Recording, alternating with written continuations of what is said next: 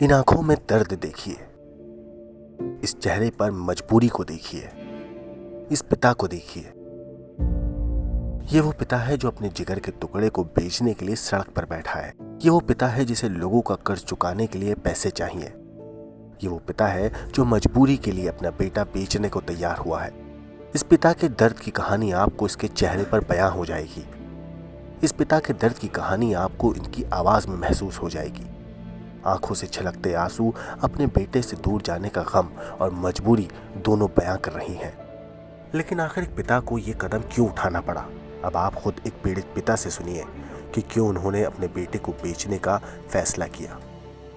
नाम क्या आपका? राजकुमार। राजकुमार, ये बताओ यहाँ क्यों बैठे हो और ये क्या लिख रखा है तुमने अपने? मैं सर कर्जे की वजह से मैं परेशान हो गया। मुझे दबंगों ने मार मार के घर से बाहर निकाला। मेरी टिर्री चिल्ली मजदूरी पे मैं किराए पे टिर्री चलाता था, अपने बच्चों का पेट पालना करता था। वो टिर्री चिल्ली दबंगों ने मुझसे रोज टॉर्चर करते। मैंने थोड़ा थोड़ा करके उनको देने की कोशिश करी, लेकिन उन्होंने लिया नहीं।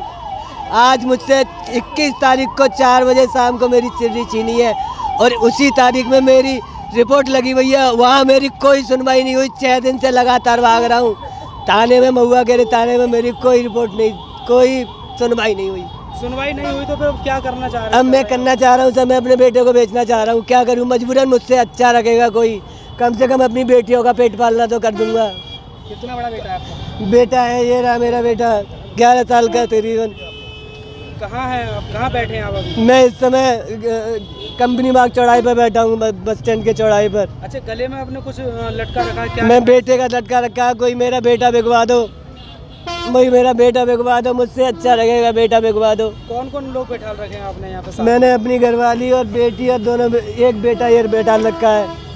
कितने में बेच रहे हैं? क्या आप किसी से संपर्क किया? मैंने अभी किसी से संपर्क नहीं किया। मैं कम से कम 6 लाख या 7 लाख में बेचना चाहता हूँ। कर्ज कितना आपके ऊपर? कर्ज है मेरे पर इतना ही, लगभग इतना ही कर्जा है मेरे पर। तो आपका खुद का मकान है? नहीं, खुद का मकान लिया, प्लॉट लिया था, वो भी दबंगों ने उस पर लोन करवा दी। कौन दबंग है वो? कौन है? उनके नाम बताओ। तो उनका उसका नाम है, क्या नाम है वो,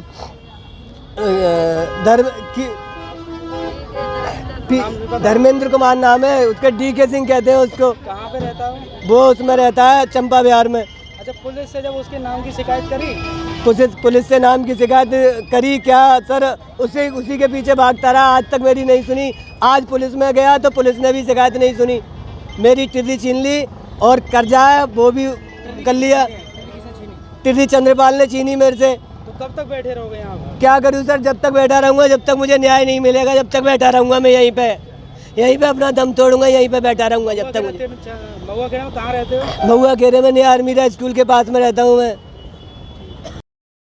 ब्यूरो रिपोर्ट, क्राइम तक।